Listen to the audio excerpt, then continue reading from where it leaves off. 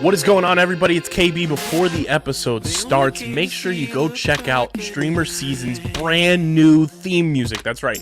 We have full-time, brand new theme music thanks to the newest homie and newest member of the music side of Underground Sports Philadelphia homies. That is Mobley. Stay Volk. His new single is out now. It is linked in the description on YouTube, and you'll be hearing it on audio until we can figure out if we can play it on video on StreamerSZN episodes from here on out. That's our new theme music. Stay Volk. Go download it now wherever you get your music, and go check out the music video on YouTube. But now, let's get into the episode of StreamerSZN. Philadelphia, baby, you're gonna love it. Best sports fans in the world. Actually, the worst, but that's what makes them the best. Alrighty, we are officially biggity back.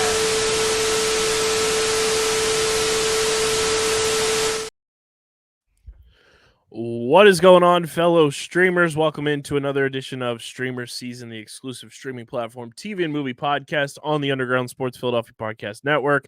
It's KB and Christian coming at you. We got a new show on the docket. We're going to talk about what the hell went wrong with the Acolyte, as it has now officially been canceled.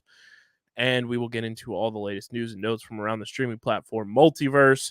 But before we get into everything, make sure you guys are following us on the socials at StreamerSZN and StreamerSZN Pod on TikTok. Follow Christian at the Wiz_PHI. Follow me at KBIZZL311. Subscribe to the pod, Apple, Spotify, wherever you get your podcasts in audio form. Subscribe to the Underground Sports Philadelphia YouTube channel, youtube.com/@UndergroundSportsPhiladelphia. Smash the like button, click the bell icon, leave a comment down below.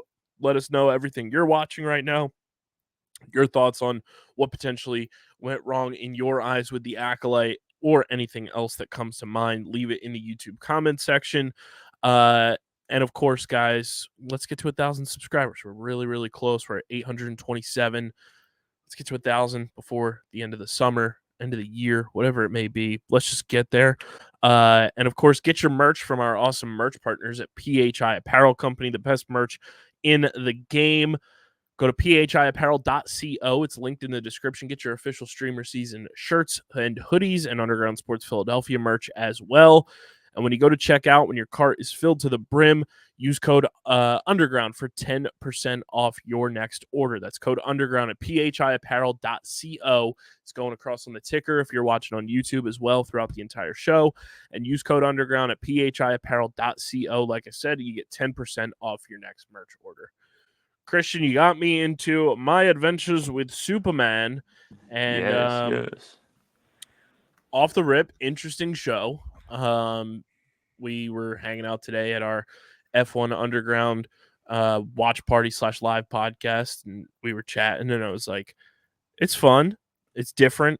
The first things that popped to my mind, the animation style, it's like anime meets like classic Ben 10, and you kind of scoffed at that, but that was like the first thing that popped in my mind. And like, it is like a Warner Brothers property, so it kind of makes sense. I don't know exactly who the animators are, but when I first like turned it on, it was like watching how everything was like going and like flowed like animation style wise. I was like, this kind of reminds me of Ben 10 a little bit, in a good way. Yeah. So I don't really see the Ben 10 of it all, if I'm being 100% honest, even though I'm someone who watched Ben 10. But this show is extremely like anime influenced. Mm-hmm. It is so extremely anime influenced. It's not funny. Just like even the intro, which is such a banger intro. It's like 20 seconds, 30 seconds, but I let it play every time. I love it. Yeah, it's very anime influenced for sure. And so and we mean that in a good way too. Yes. Like, oh yeah. No. So I first came across this show when it was originally premiering, because I have a friend who's a big fan of Superman and Superman comics, and we saw the trailer for this. It's like, looks pretty interesting, and we both adored the first season, and we both really liked the second season. And after enough pestering, I've now gotten you to join us on our Mars adventure, which I'm giving everyone a heads up now. My Adventures with Superman, Mars. This is your warning. My first initial takeaways, voice acting wise, I love Ishmael Shahid. Superman's As friend. Jimmy, He's my favorite so far. I just love his mannerisms. I like so much chaotic energy. yes, it's like so perfect. I'm a huge fan of just the way that they have portrayed that character so far. And definitely I think the big anime vibes come from Lois. She has like the most like anime energy and just the way that they've animated her in Oh general. yeah. And her character's fun, but she is kind of like that like pest character a little bit. Well, Where she's trying to influence, and it comes across that way. And I mean that in a fun way. Like it adds to just like her character. I will say, because we're going to be going through the first 4 episodes, Mhm. that it does evolve as things go on, where she's not like fully a pest, but Mhm. she She's is an like, intern. but she is very much has the most anime energy in terms of her chaos and everything, and how she's animated. The real bigger picture take I want from you, because my friend has a certain feeling about this, but Jack Quaid as Clark Kent, voice good, voice meh, voice fine. So far, I'd say fine. Okay. Like he's not. I wouldn't say he's like blowing me away yet, but like Yeah. it's not like god awful that like I can't watch it. Yeah, because my friend, and I going to annoy him into start listening to the podcast because you know, but he believes that Jack Quaid as a voice actor paired with how the character is done is superb. And to me it's very good. But once again, this is like you've watched just shy of half of a season. Mhm. So we'll wait for that to evolve. But Yeah, he's like he's like you said, he's good to very good so far from what I've watched. and one side note I would just like to say is this has kind of been an under the radar show for one main reason. This show's on Adult Swim. Okay, So, and it's being broadcast at midnight. So no interesting. one watches this shit live. Interesting. No one watches the show live. Everyone pretty much watches it the day after on Max. That's pretty interesting. Yeah. I can So, see why I have a little bit of the Ben 10 vibes. It's that late night Cartoon Network. but Yeah, I yeah, mean, early takeaways. The I'll say the beginning didn't really captivate me at first. I was just yeah, like, it's I was it, like, it okay, like we have a premise here, but it wasn't like something that like draws you in automatically. yeah, and will this is very much a show that over its 2 seasons has continually built out a larger universe that is so enjoyable. And so I think as we'll start to go through the show, it's going to grow on you more and more as you're a big comics guy. So I think it, and we'll touch on this when we talk through the first 2 episodes, but it starts a specific way because they make a specific choice. So And I shall we will get it? put this out there for the people. I am not the biggest Superman fan, just as character wise. So Nor am I. that's a thing to take away from all of this breakdown is that I am not the biggest Superman fan. I'm much more of a Batman guy when it comes to DC. That's really all I really dive into is Batman and the Suicide Squad. Those are my two like DC like happy places. I'm pretty much the same way. But this obviously isn't James Gunn, but we're putting our trust and faith in James Gunn to do our Philadelphia Superman. Did you see also before we get started, did you see the picture of him that was like circling around Twitter today? Today, no. Or it I might have may been have this seen. week. He was in an Eagle sweatshirt. Oh yeah, yes, that one I did see.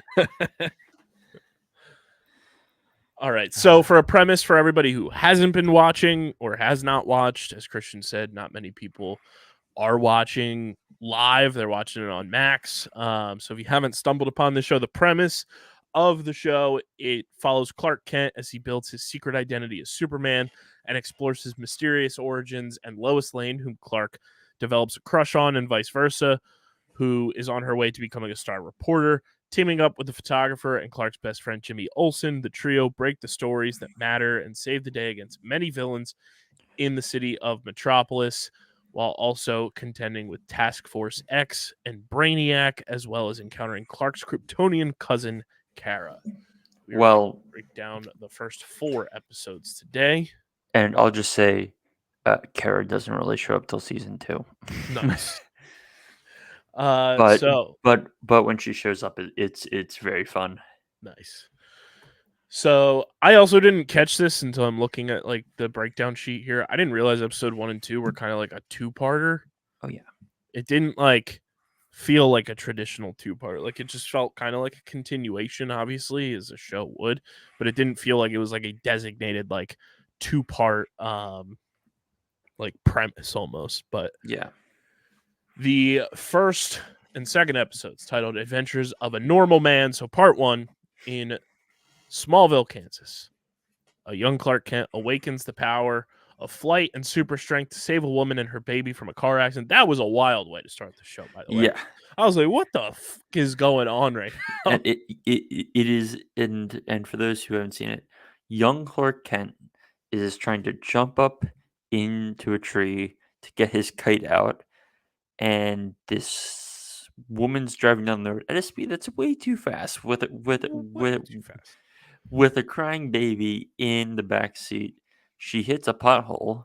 Kyle, are we sure that she wasn't driving in Philadelphia and not Smallville, Kansas? Somewhere, because if that was Smallville, Kansas, they got bigger problems, and they need somebody to be filling them potholes ASAP. Yeah, for real. And in the moment of need of them, he ends up saving them from basically T-boning into a tree and dying. Right. And then he's like, oh, and then he leaps up to get his kite, and then he realizes he can fly. And then what was, I think, one of the more beautiful scenes of the entire show is kind of his first flight, which it's both animated so well, and it's also something where I watch and I go, I probably do the same thing where it's like, oh, I can fly and just go and just, it's so peaceful. Yeah, it was pretty sweet. But yeah, it was a wild way to start an animated show, no less, where it was like, holy shit, we're like Fast and Furious out here. This lady has no idea what she's doing.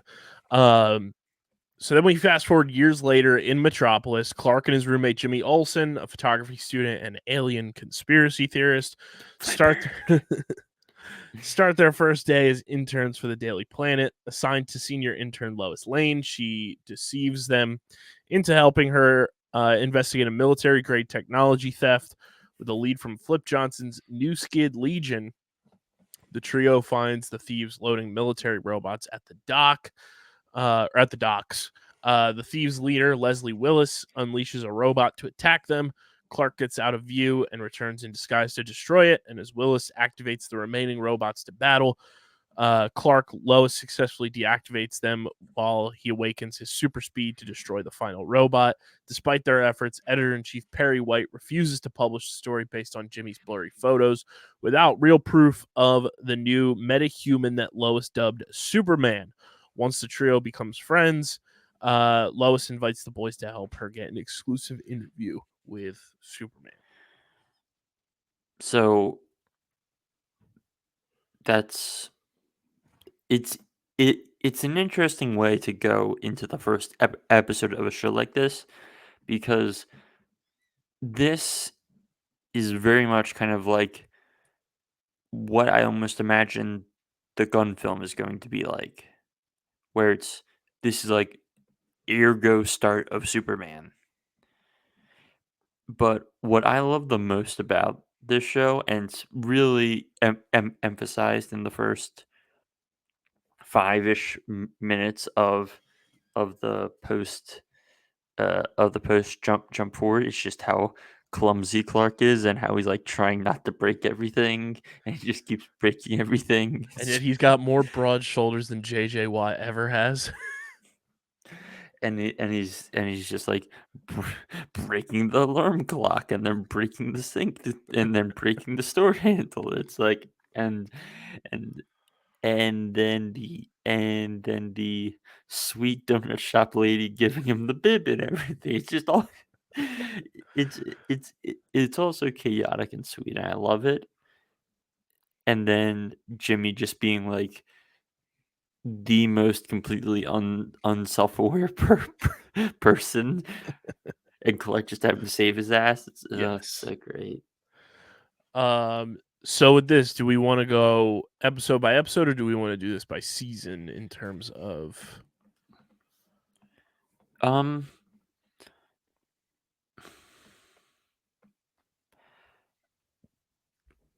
I want to do episode by episode, but I also think we're similar to be. I would also want to group these first 2 episodes together. Yeah. But I also think that we reserve the right to change our grades by the end of the season. Sure. So, So we'll get into but part 2. hold on. But first, and any other thoughts that really stuck out to you about this first episode? Any specific choices? Maybe some things about live wires or Live wires. Why am I? the Leslie Willis character is live wire. Oh, being a non like Superman like knower outside of the basics, it didn't really land in terms of like, oh shit, this is what they're doing. It was like, oh cool, new villain unlocked in my brain. Okay. Like I said to everybody listening, I'm not the biggest Superman person, so it's one of those things that I'm gonna be learning a lot just from watching this show and figuring things out as I go. But I guess one thing we should note is I would love to hear your thoughts on. I would love to hear your thoughts on the first real Superman battle in this show. Like, what did you think of the animation style in it and how it was told? it was cool. I think my biggest like not gripe, but like head scratcher is just like he disappears, does his fight, and then it's like he almost magically appears.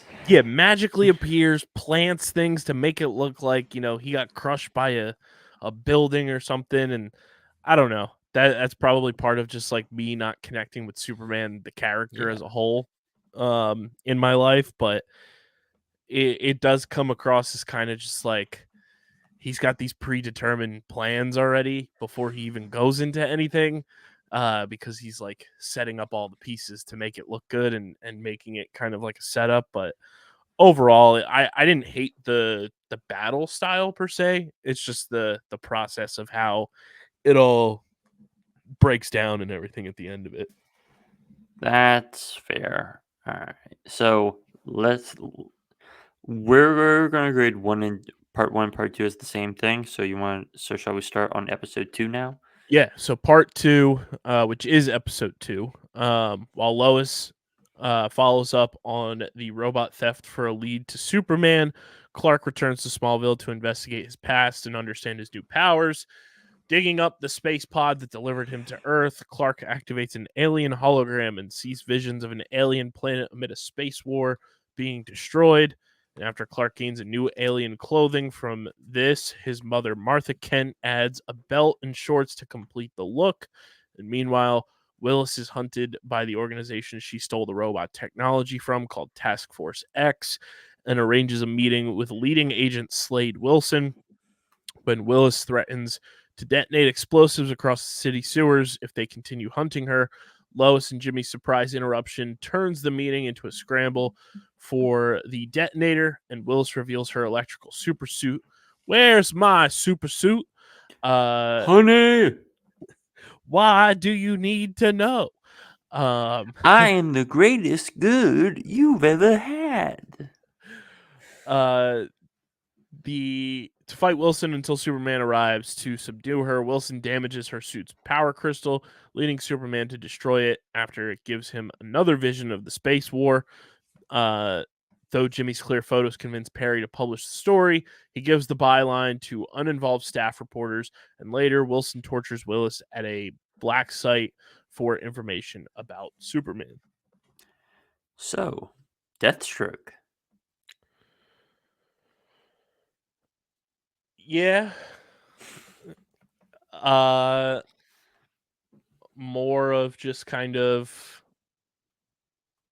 me figuring out things as I go. Again, I'm not all that knowledgeable in the Superman world, so it's like kind of just like me playing a video game almost and unlocking new characters from my brain Rolodex. This episode was interesting. It was kind of weird to me where it's just like, oh yeah, we're totally fine having a spaceship in our backyard. And then just letting Clark go and dig it up even more and going and traveling. I would say, in defense of this show, almost every prior iteration of Superman is like, oh, it's this like little flying saucer thing they hide under the barn. Whereas here it's like, oh, we just planted a field of crops on top of it. So I'm willing to give it a pass on the premise of that, of how they just kind of did the spaceship thing differently.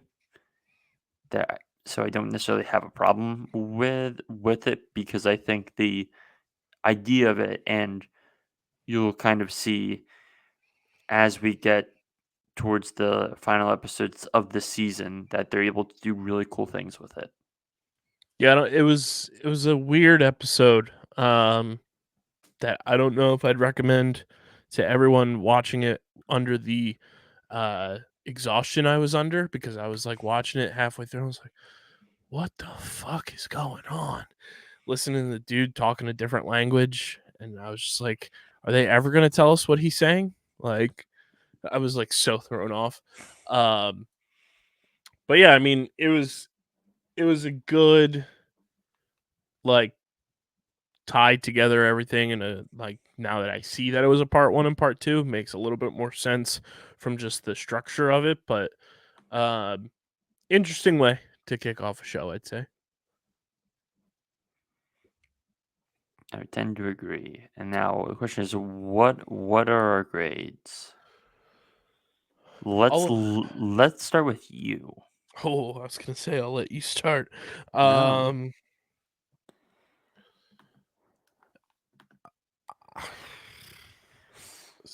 7-1. Okay. Like, it's not terrible. It's just like there's a lot for me as somebody who's never really dove into the deep end of Superman and understanding the character and everything, that you're kind of just like learning things for the first time almost. It's a different animation style from pretty much anything I've ever watched personally. So that's also, it's not like terrible. It's really cool. It's just something you have to get used to. But yeah, I think the part 1, part 2, I give it a 7-1. I'm going to ditch the superhero scale for this show simply because I very much view this show as better than needing to use the superhero scale on it. And I'm going to say 7-8 in terms of it's a very strong 2-part episode intro to this character, but this show reaches much higher highs. So there you have it. 7-8 is 7 Christian 4 score. averages at 7.45. Yeah, which rounds up to a 7.5 in our books. Which now we will move to episode 3 titled My Interview with Superman, which was directed by Jen Bennett, who also did the first episode. No relation whatsoever. And if we are, what up, cuz?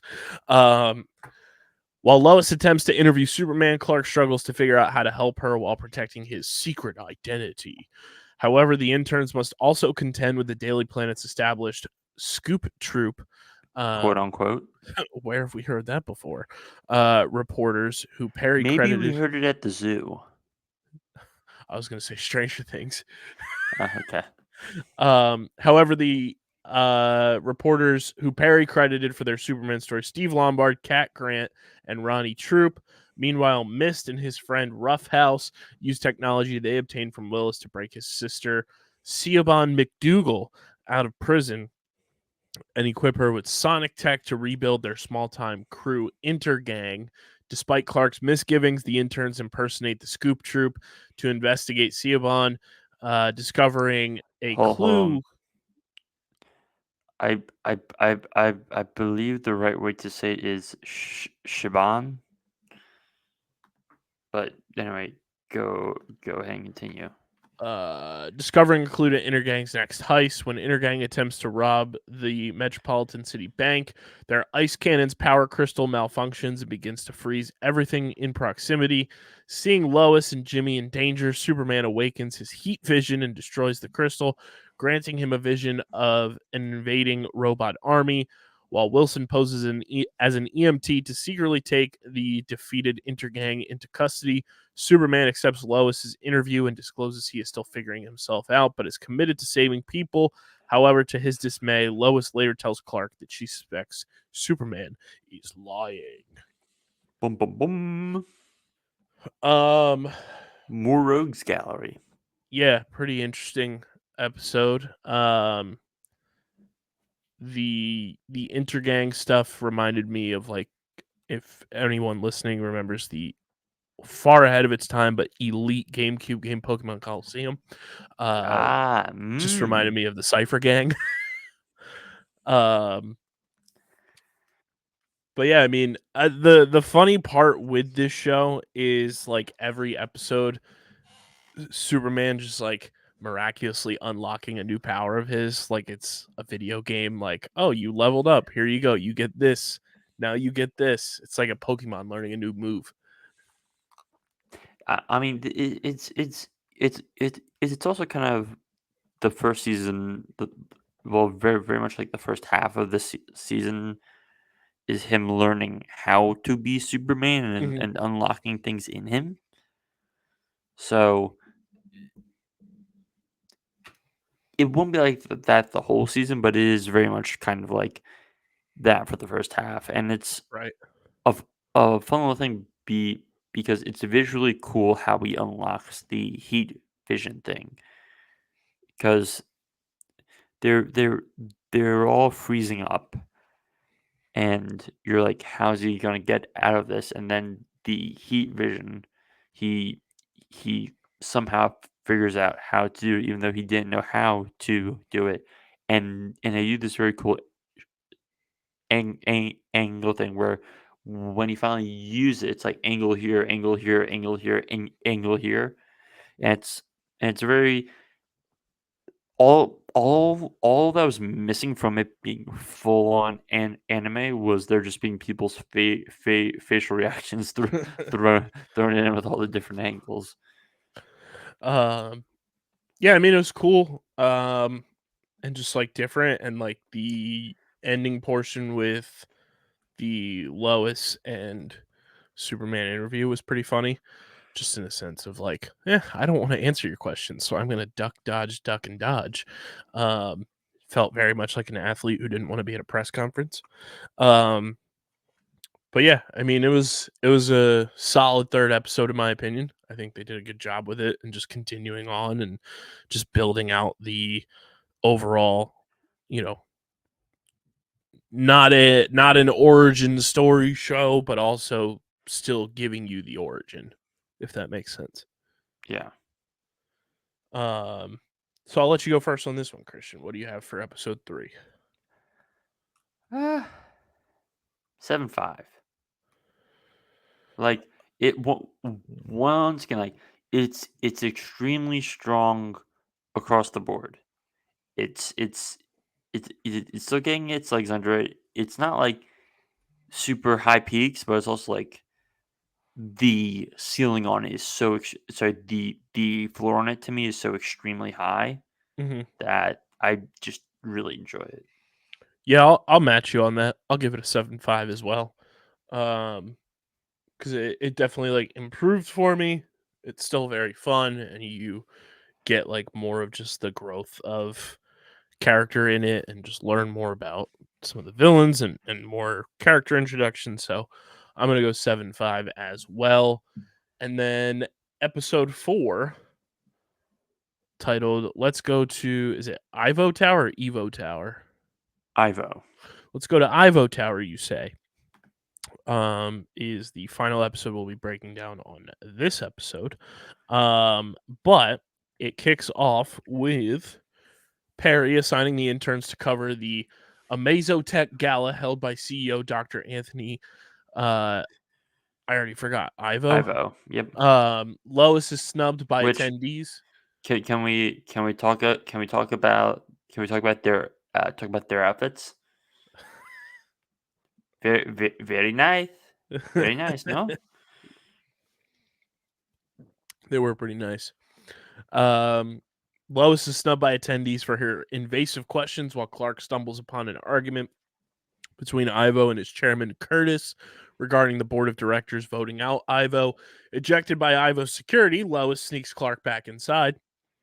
They open up to each other before discovering a secret technology room connecting Ivo to Willis. What you talking about, Willis?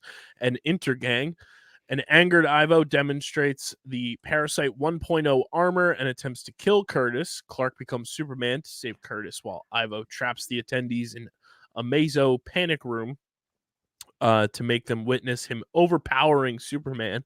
Realizing the armor absorbs energy from his attacks, Superman stops fighting Ivo directly as Lois and Jimmy deactivate the panic room. With the suit depowered, Superman removes it from Ivo, who became deformed from the suit's side effects. With Ivo under EMT care, the interns return to find the secret room empty. Lois kisses Clark, considering the night a date. And later, after submitting her expose on Ivo, Lois finds a torn tabloid article involving Kansas miracle sightings in Clark's coat. After reworking her evidence board, Lois concludes Clark is Superman. Boom, boom, boom.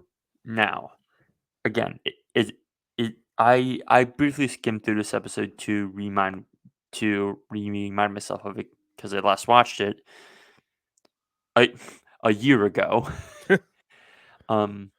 But remind me that there was someone in the secret technology room, right? I believe so. I'm trying to remember. Someone wearing glasses, right? Yeah. Okay. We'll be talking about him more later. But I just wanted to bring him up now so that you can remember that character come the big moment. But Bum, bum, bum. cliffhanger. What were your big takeaways from this episode as Clark is trying to juggle everything and we see what I would call kind of them growing professionally in different ways? Yeah. It early on it felt kind of cluttered to me, like a lot was just going on, and then as it developed, it was like, okay, we're finding our footing here, and then obviously the ending, like you get the fun cliffhanger of Lois discovering who Clark is. Um, I I'm like indifferent on this episode. Like I didn't hate it, but I didn't love it.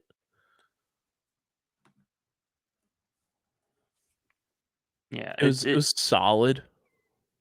one a as much as I love this show, and I've kind of said this multiple times now, but the first half of this season sets up for the second half of this season, and it's kind of weird to say, but this is this is like a step back from episode 3, but I very much view it as like it's part of a growing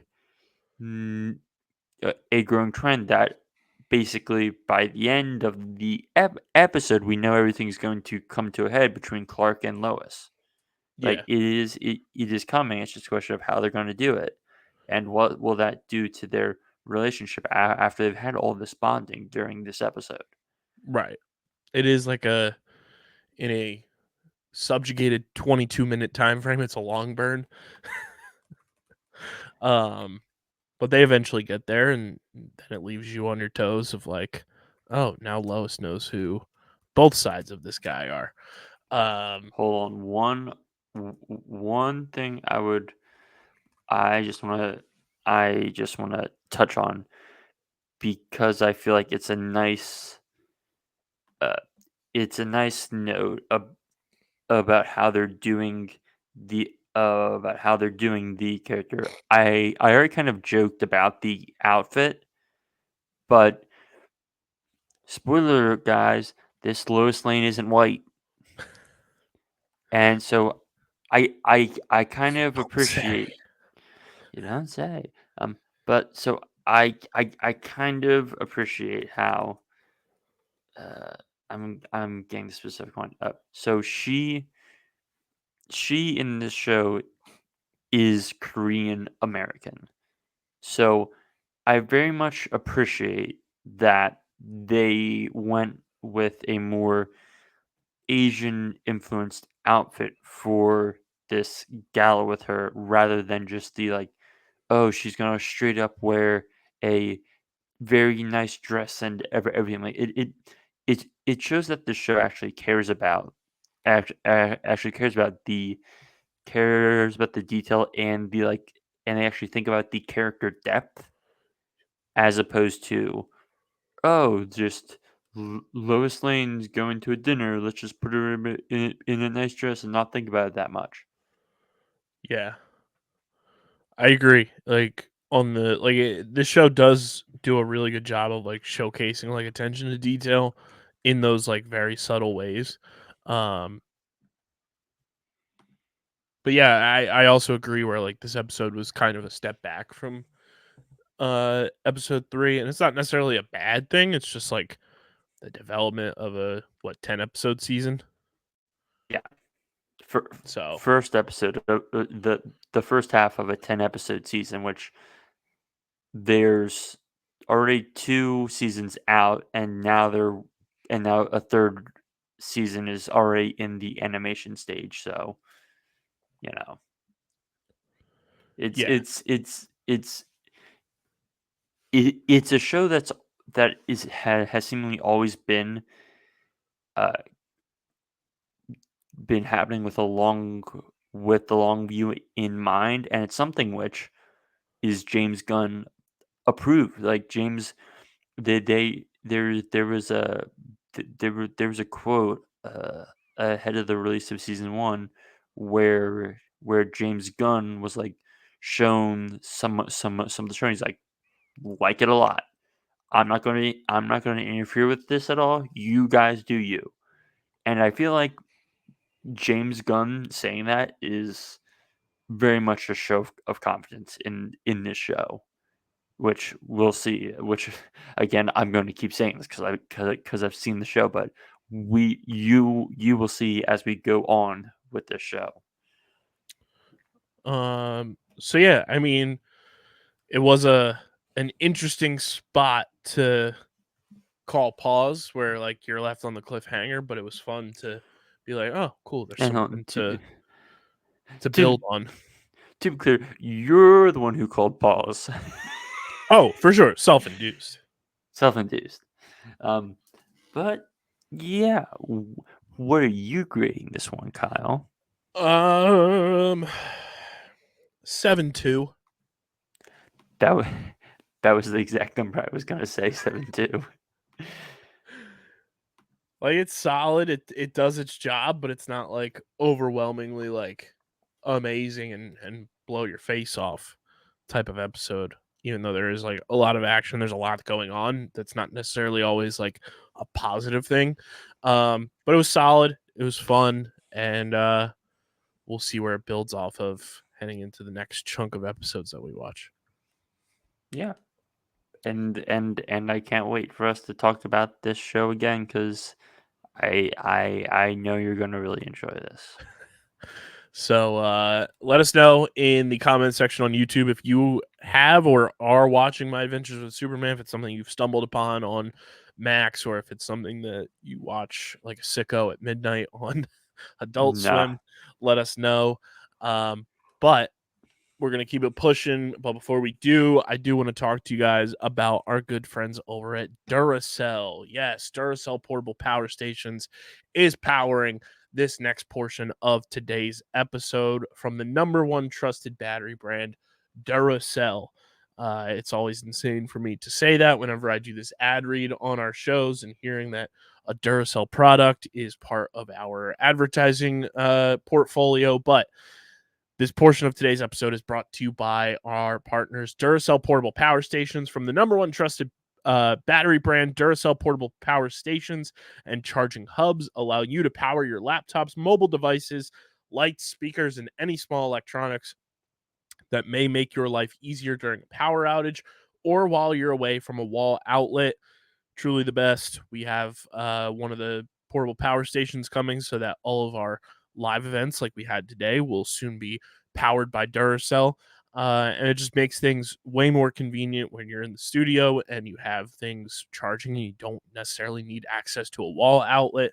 Duracell comes through, and they're the #1 trusted battery. I've been using Duracell batteries since I was a kid, putting them in my video game controllers, putting them in everything you could possibly need, TV remotes, you name it. We've been using Duracell. So click the link in the description and check out the Duracell portable power stations, including their 2024 Red Dot award-winning M150 and M250 models, and untether your device charging from the wall and power the possibilities with Duracell portable power stations. Like I said, that link is in the description. Check out everything that Duracell portable power stations have to offer. And big thank you to Duracell for powering this portion of today's episode. Christian, the Acolyte, it has been officially canceled. And yes, that is the word that they are using. It has been canceled. Everyone freaking out about the word canceled being used. Shut the fuck up. It happens. Shows get canceled all the time, and 90% of the time, you don't hear about it. This show, we obviously talked about it, broke it down on this podcast in particular, and it had its moments. It had its moments where it shined, and then it had its moments where it was not great. And this show was very divisive online for reasons that it shouldn't have been. And guys, you want to know the biggest reason why this show got canceled? It's called it's this lovely, amazing thing that we all crave, and it's called money. The show cost almost $23 million per episode. So when Disney officials and executives and producers and everything are looking at what a season 2 would cost, where actor contracts are going to go up, production quality, people are going to expect the quality to go up. You're going to have a budget that is far more than $23 million an episode. That is a big reason why this show got canceled. And I mean this respectfully to this show. where did the $23 million go? Yeah. Because I'm gonna pull this up where a uh, a show like Succession had a budget of what's the right put this? It was probably a budget of like $100 million, and they were doing 8, 9, 10 episode seasons. Now, that's filmed in reality, but they're also filming on like Lake Como, and it's not cheap. Mm-hmm. And so and those were actors that were actual names and actual award winners for that show. And you look at this, and it's like Lee Jung Jae and Carrie Ann Moss for like 6, 7 scenes, and you're That's like, where your what? budget went. Yeah. It's it's like, okay, I'm happy you actually filmed in like a jungle seemingly at points, but surely it didn't cost that much to film it to Right. to to film there. Like, are we really paying Daphne Keene that much money for half a season of TV?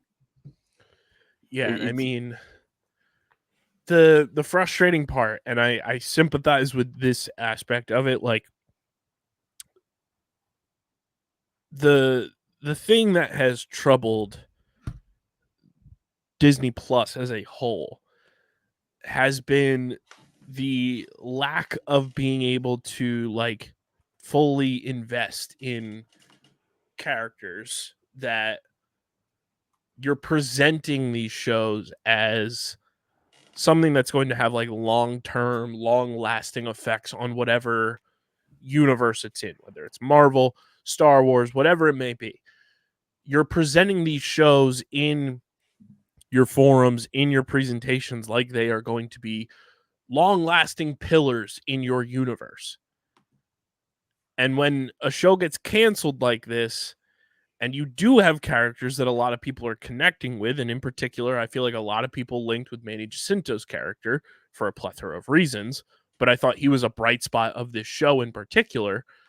And then when you also bring in aspects from your previous projects of a Ki-Adi-Mundi, of a Yoda at the very end, like you're trying to say, hey, this show has, a place in Star Wars lore, and now there's no filtration of where it kind of falls. And you sent me a very wild graphic from either Comic-Con or D23 of all the Star Wars projects from a couple years ago that were like on the docket, and like 2 survived.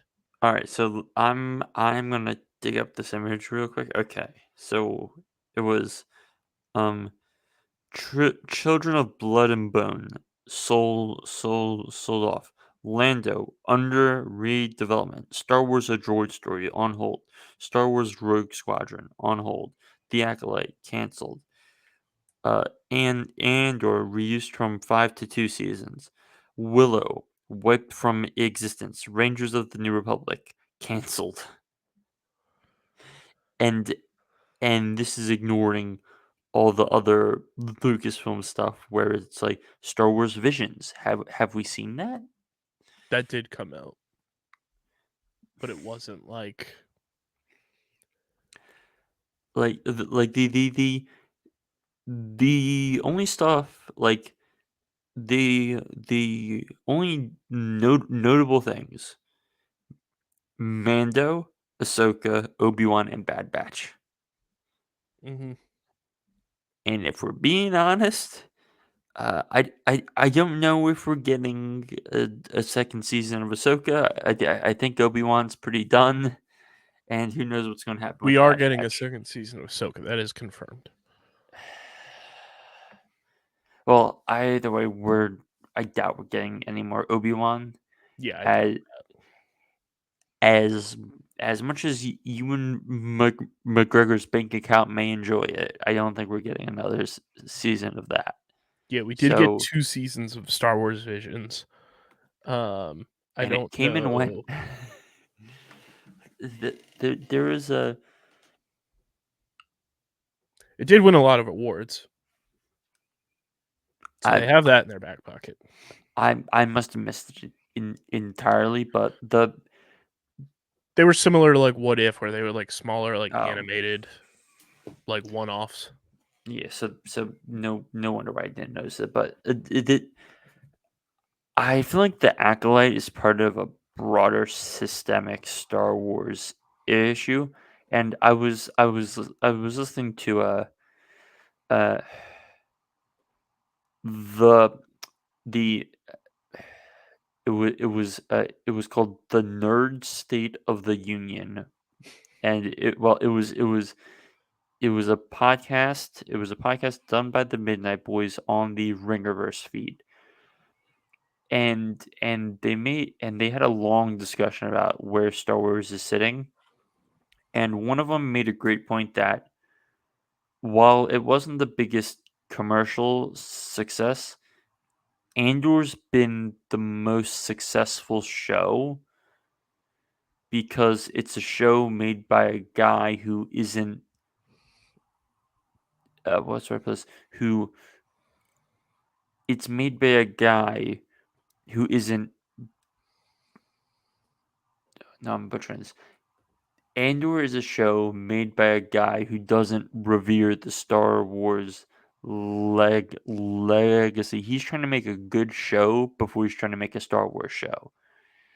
And I feel like the biggest problem just across most of the Mouse House, not just in Star Wars, not but in Marvel too, is people are trying to make good insert subject here shows and not making good shows first. And this is part of the part of the problem where we've become so beholden to the universes and lore that we are stuck in a cyclical cycle of this. It's that, oh God, we have to keep chasing the high of the original trilogy. I know this may be sacrilegious, but if we keep chasing the high, and we have all these years of literature and comics, why don't we just recast it? Why don't we just do it again? Everything else seems to it. But even more than that, I don't think there's a worse fan base on earth than Star Wars fans. They are toxic. They don't like change. They love to review bomb, and they have the most paradoxical lines of thinking where they can complain about one thing for example, a bunch of Jedis losing to one Sith and not realizing how evil they are, and then we can take a picture from episode 2 or 3 where it's Chancellor Palpatine in a room with a bunch of Jedi. And it's I'm sorry, but the argument you're making here is kind of invalidated because of this thing here. And so it's a problem, and I don't know how they get out of it. They're trying to fix it by going Mandalorian and Grogu. We're Ray. We're making a Ray film. It's like, no, guys, you've all due respect to Kathy Kennedy because she has a great legacy, and all due respect to Dave Filoni, but there needs to be a new vision, a new figure just at the head of the overall Lucasfilms Star Wars enterprise, because it's spiraling out of control and it's not getting better, and that's not good for Disney. See, the things that, like, it's crazy, like, when you know the things that Dave Filoni's working on, those are the things that work. Because he Yeah, yes, understands Star Wars and, like, wants it to succeed, and, like, he's essentially, for lack of a better comparison, he's the Feige of Star Wars. yeah, but I would my counter to that though is one man can only do so much, and even with him being the quote chief creative officer, this is still the guy who, while the first like season and a half of Mandalorian is great, people widely considered that it fell off the cliff. But Book of Boba Fett was considered underwhelming at best. Obi-Wan, people didn't fully understand why that had to be made. Ahsoka's big among Star Wars people, but that's the only thing it's big upon, it seems. Skeleton Crew, they're trying to make this next big show. I don't know if they're going to do that. And then we're sitting here staring at Mandalorian and Grogu, where it's him going back to the well and turning a TV show into a movie. And it's like, while I respect all of this, I don't know if it's truly fixing the issue as much as just, hey, we're trying to do this one specific type thing where we're not really involving the Jedi at all, but it's also like we aren't being interesting enough to a broader audience compared to what we could be doing. Yeah. New Rockstars Eric Voss did a great breakdown of this whole situation, put in his video, this article from Deadline that came out on August 19th. The Acolyte could not sustain the momentum, dropping out of the top 10 in week 3 and staying off before returning at number 10 after the release of the finale. 335 million minutes, believed to be the lowest for a Star Wars series finale. Like fellow global streamers Netflix and Prime Video, Disney Plus has a high viewership threshold for renewing high-end big budget series that cost well above 100 million per season to make. And in comparison, the Acolyte was at 488 million minutes viewed, while something like Andor was at 624 million minutes. The Mandalorian was at 823 million minutes, and Ahsoka was at 824 million. So it's like the drop off was huge because you didn't captivate people enough in the beginning to sustain it. No, but I would say, unsurprisingly, do you remember what happened in episode 3? We went back in time. And the problem, aside from just all the various things in The Mandalorian, is they butchered the pacing and the storytelling so horrifically.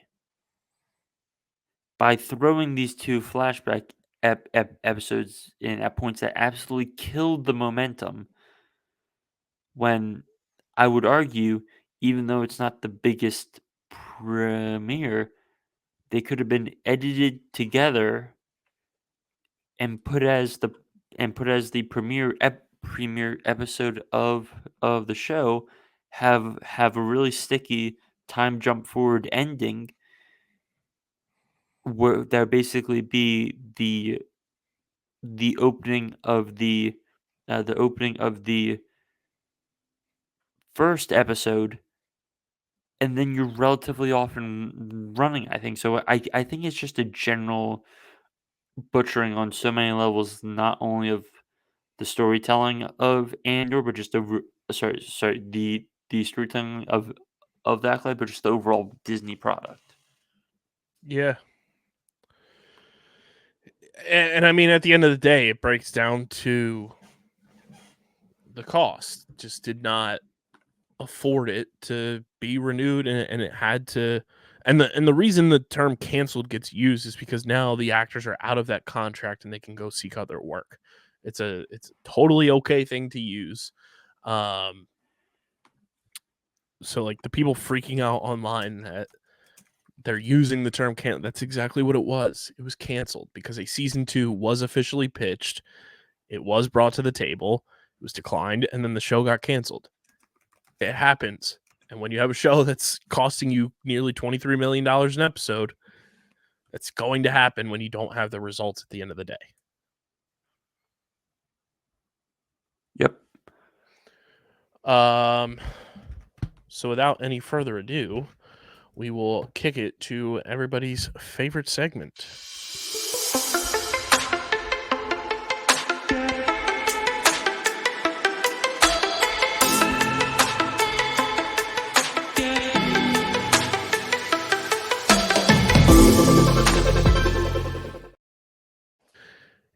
It is the streaming platform Multiverse News and Notes, brought to you by our pals over at Kenwood Beer, the official beer partner of Underground Sports Philadelphia. It's a refreshing light beer, just 4.1% ABV, only 120 calories, just 8 grams of carbs.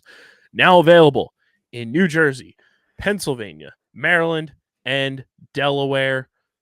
Click the link in the description to use the Kenny Finder to see who's got Kenwood beer on tap in those markets, or where you can get it at your local liquor stores in those markets.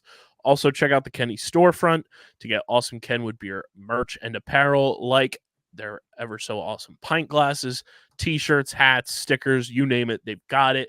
And if you're going to the Man Center at all during their season this year, you can get Tall Boy Kenny's at the Man. That's kenwoodbeer.com. Click the link in the description. Check it out. Must be 21 or older to do so. And of course, please drink responsibly. Christian, we have the slate of movies set to release in 2025. We have a light slate. Shall I? Sure. So we have Captain America Brave New World, the Thunderbolts, Superman, Fantastic Four, Mickey 17, Paddington 3 in the US, Ryan Coogler's vampire film, Snow White, Minecraft the movie, Flower Vale Street, Mission Impossible 8, Karate Kid, F1, Megan 2.0, Elio, Ballerina, a John Wick story, How to Train Your Dragon live action, Jurassic World, Damien Chazelle's next film, Paul Thomas Anderson's next film, Nobody 2, Saul 11, Tron Ares, Mortal Kombat 2, The Black Phone 2, allegedly Blade, Zootopia 2, Five Nights at Freddy's 2, Avatar Fire and Ash, Wolfman, Scary Movie 6, Wake Up Dead Man, which is the Knives Out 3. Knives Out 3 movie. Kendrick Lamar and South Park creators comedy movie. The Accountant 2, Insidious 6, Monkey Paws Him, The Bride, Now You See Me 3, the SpongeBob movie, Search for SquarePants, Benny Safdie's The Smashing Machine, Michael, The Conjuring 4, and 28 Years Later. Okay. So the first thing I have to say is, I may be interested in a quarter of those movies. And 2, it is grim how many sequels and everything is in there. Like, good grief, man. Like, meanwhile, that all of that excludes. I'm just double checking my list of things here.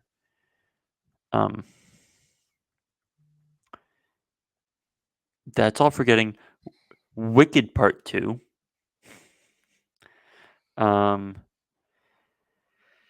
Yeah.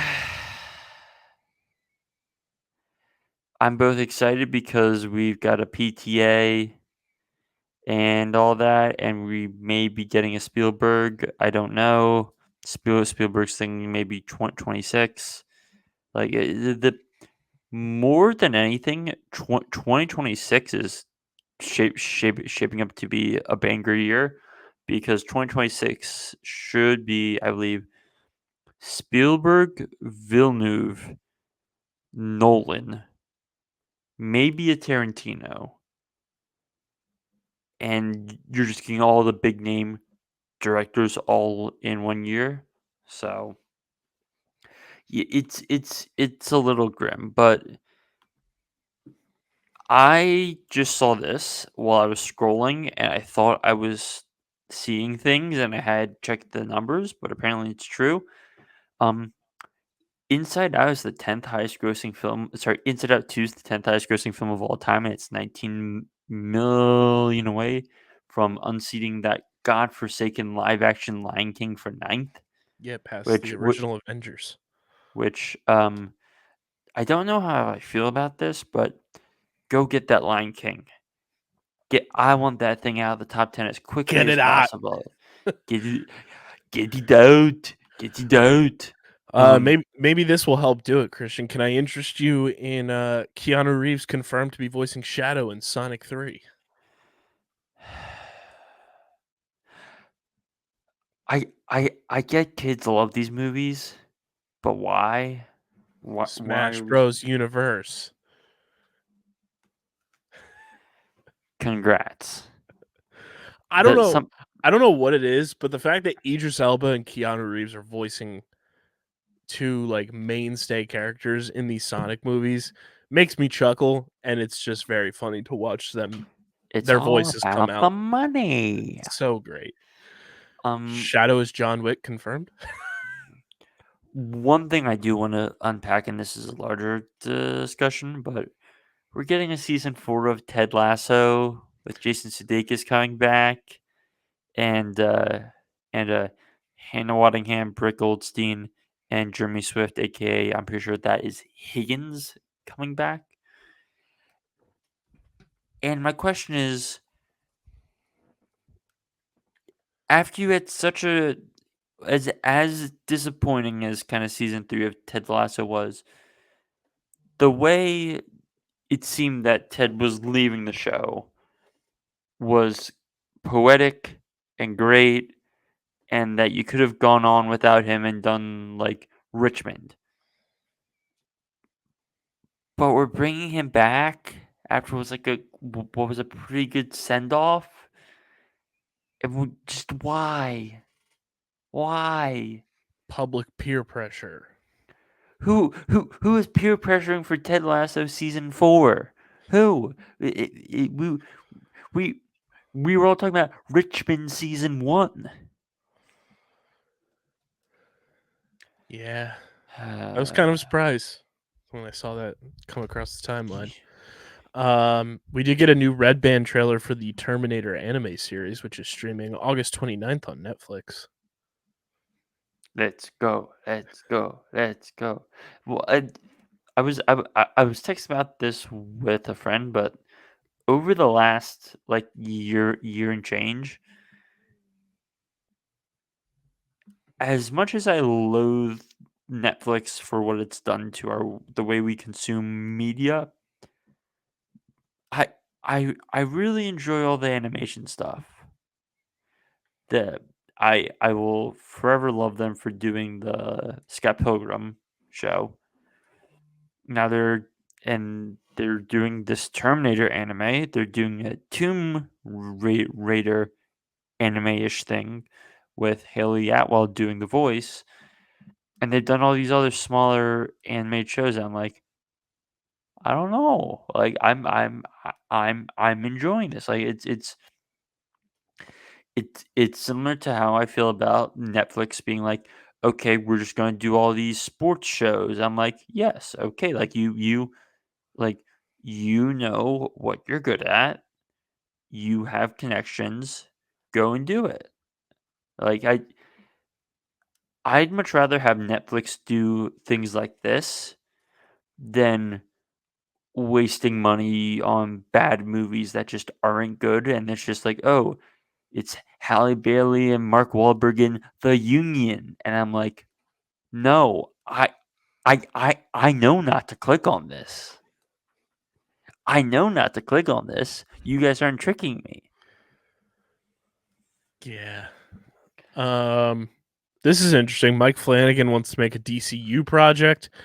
He said, I've always been a huge fan of James Gunn as a person and filmmaker. That is a universe I would absolutely love to be a part of. He previously said he wants to make a Clayface horror and Do it. tragedy Pay film. him. Pay him. Do it. Do it. Do it. Do it. Like now,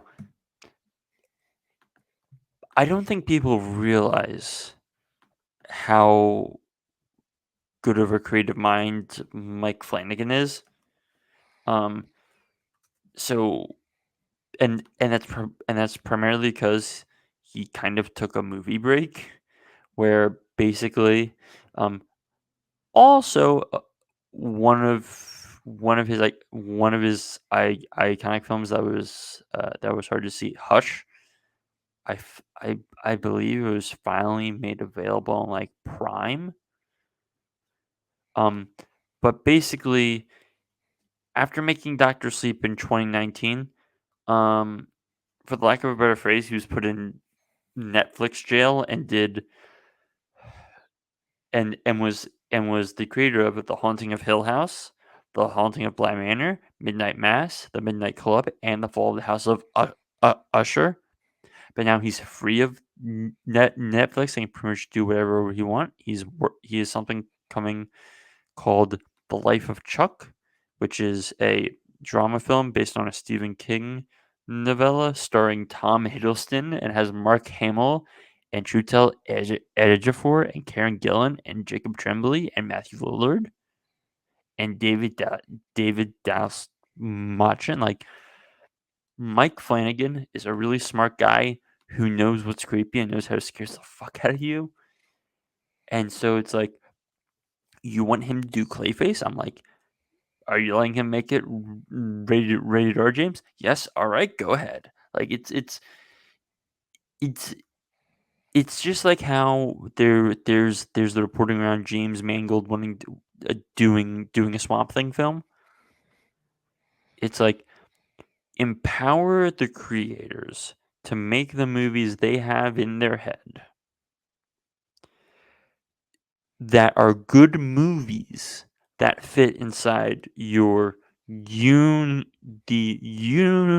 because not only then will you have the respect of the entire Hollywood creative community, but you can also reach the more, for lack of a better phrase, normal moviegoers rather than just the comic book dedicated ones. Mm-hmm. But I would sign up for Mike Flanagan Clayface in a second. This seems to just be the trend now with movies ever since the Dune one, but there is a new popcorn bucket, and it is the Bat Signal that will be released to celebrate the 85th anniversary of Batman. This thing's fucking awesome. Cannot wait. I gotta unpack my feelings about this. Ultron. What So Marvel? Why? I'm happy, bro. Why? Let's talk about this. So I saw something too. I don't know if it's confirmed to be accurate or not, but allegedly this Agatha All Along show is part 2 of a 3-part master series, and WandaVision is part 1, Agatha is part 2, and the White Vision show, which is titled Vision Quest, is part 3. Then why wouldn't you just say that? I Like, saw a report about that. I don't know how accurate or inaccurate that is, but I don't know how I feel about that. like, am I happy we get James Spader Ultron? Yes. Do I abhor the context of this and don't understand at all why we would bring him back? Yes, which is the biggest problem. I will The say, and now it is interesting that it was confirmed in a Sony property technically, but it was confirmed Ultron was still jumping and jiving in Spider-Man. Yeah. So that's an interesting tidbit there. Lord of the Rings the War Room. Will you be seeing it over Christmas? Are we in the trust tree here? Yes. Trust tree, everyone. I've never seen Lord of the Rings. I mean, until my senior year of college, I never saw them, and I saw them because they were re-releasing one every week to get Peter back into movie theaters. So while I'm not going to kill you for it, please do resolve that. It just never like caught my attention.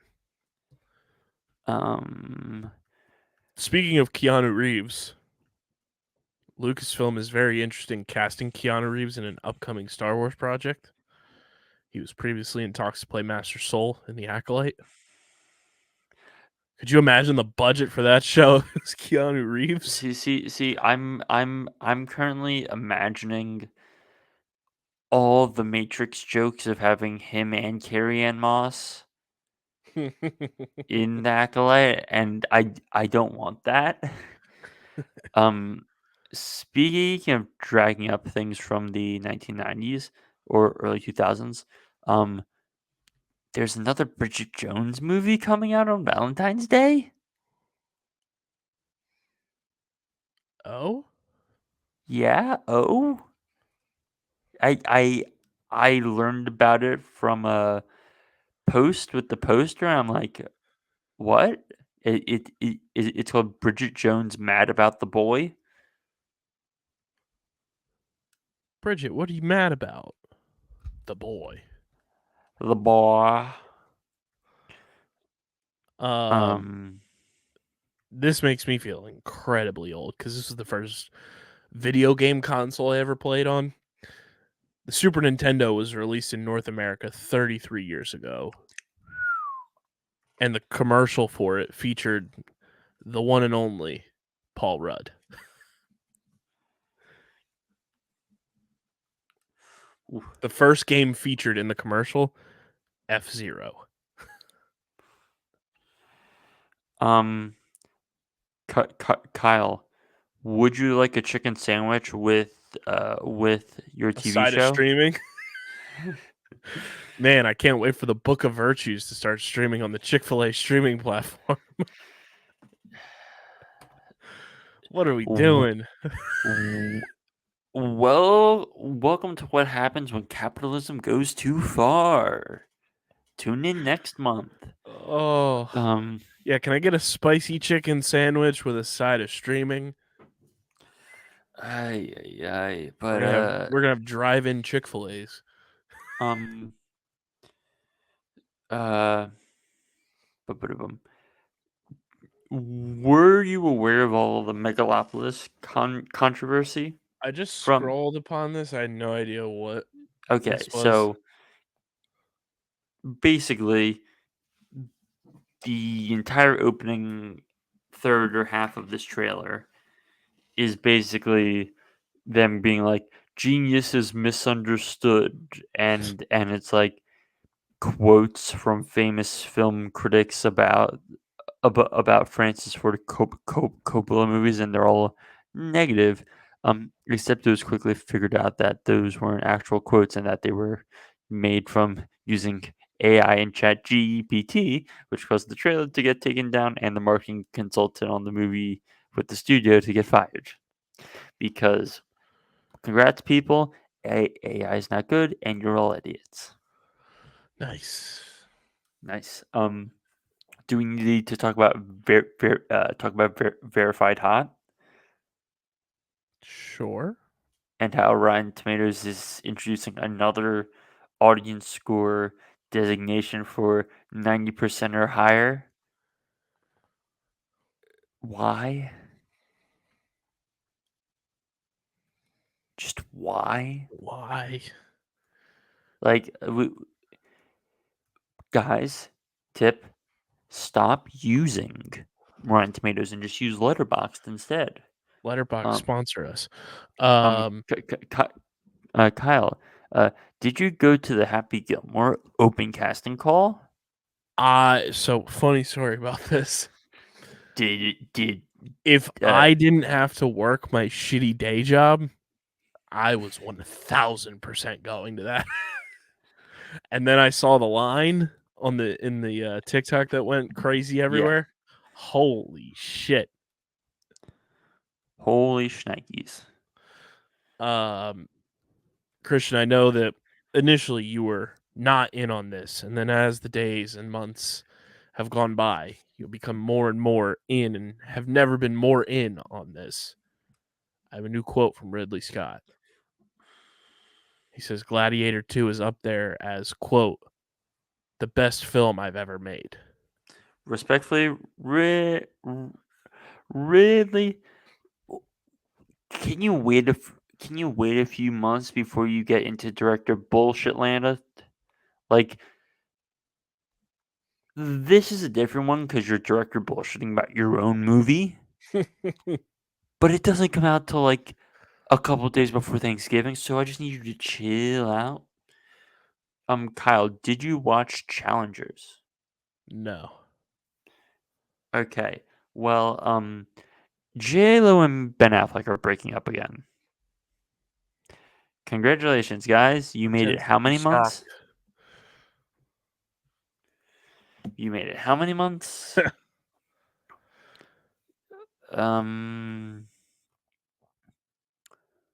What other fun news do we have? We got a trailer for the piano lesson. Oh, Kyle, did you have a chance to watch the trailer for Y2K? Yeah. I saw a hilarious tweet about this that I have to find.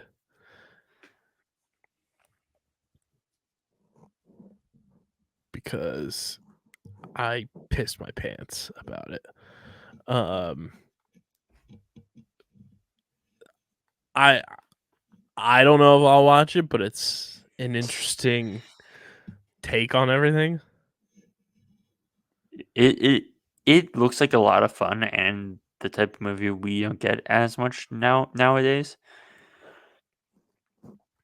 I'll find that tweet, but did you see that November 1st on Disney Plus we're getting a new documentary on John Williams? Yes, I did. But even more importantly to the superhero verse, Lord and Miller are not expected to renew their film and TV deal with Sony. Interesting. And this is reportedly due to clashing over Spider-Man Noir. Interesting. Mm. That's very interesting. Because like I saw a thing too. I don't know if you knew this, but I saw that the reason we're getting all of these what feel extremely rushed and shitty Sony versus villain movies is because Sony has to make a Spider-Man movie every single year in order Or to the rights retain. lapse. Yeah. It's crazy. Yep.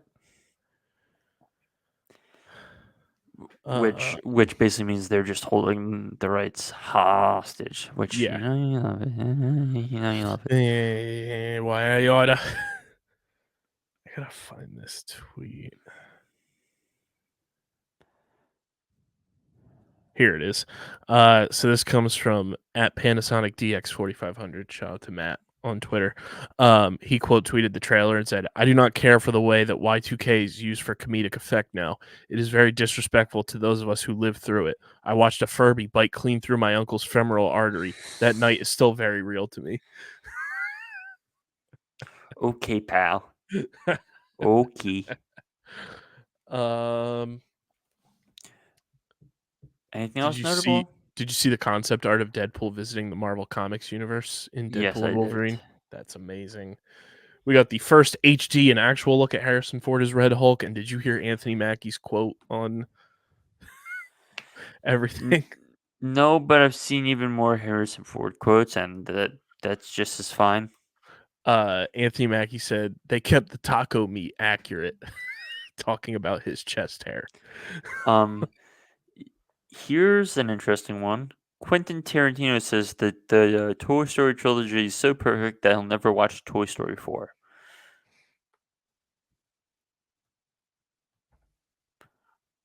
Valid. We got our first look at Skylar, I'm not pronouncing the last name as Jimmy Olsen. Did you? Skylar Jacinda. Oh yeah. Did you see the filmed in Hall H Daredevil Born Again trailer? No, but I saw the Thunderbolts one. Daredevil trailer. I'm excited. The way that it looks feels like they are picking the vibes right back up from where it left off on Netflix, which is please be true. I'll say that John Bernthal had a machete in his hand. Oh, this is fun. I'll see how you feel about this. As a much more critical MCU savant, rank these 3 Marvel threequels. This comes from our pals over at Culture Crave. I feel like we've done this before, but go ahead. So the movies are Deadpool and Wolverine, Guardians 3, Quantumania, No Way Home, Thor Ragnarok, Civil War, and Iron Man 3. Okay, so that's too many to mentally keep track of, but let's just say the top 3 is, say them through one more time. So it's Deadpool and Wolverine, No. Guardians 3, Yes. Quantumania, No. Spider-Man No Way Home, Maybe. Thor Ragnarok, Yes. Captain America Civil War, Probably. and Iron Man 3. So I would say my top 3 in no particular order is Civil War, Ragnarok, and Guardians 3. And the bottom of that pile is Quantumania. Yep, I'm right there. Ask me depending on the day of the week. I'll flip-flop Civil War and No Way Home, but mostly that's pretty much where I have them no order. And then I think I put Deadpool Wolverine ahead of Iron Man 3.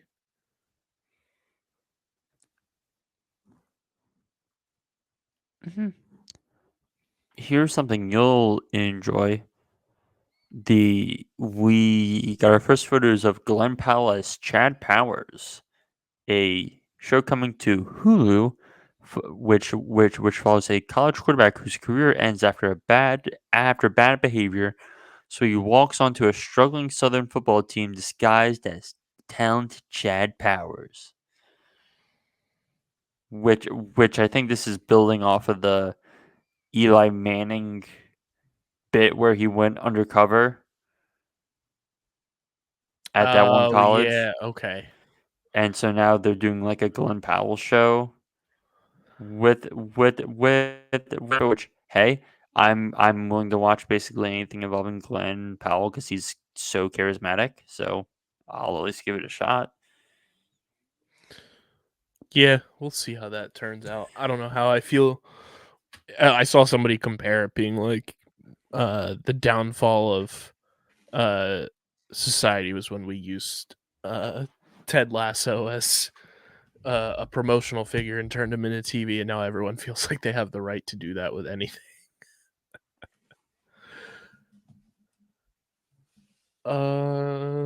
Let's close that on one more thing. Let's see.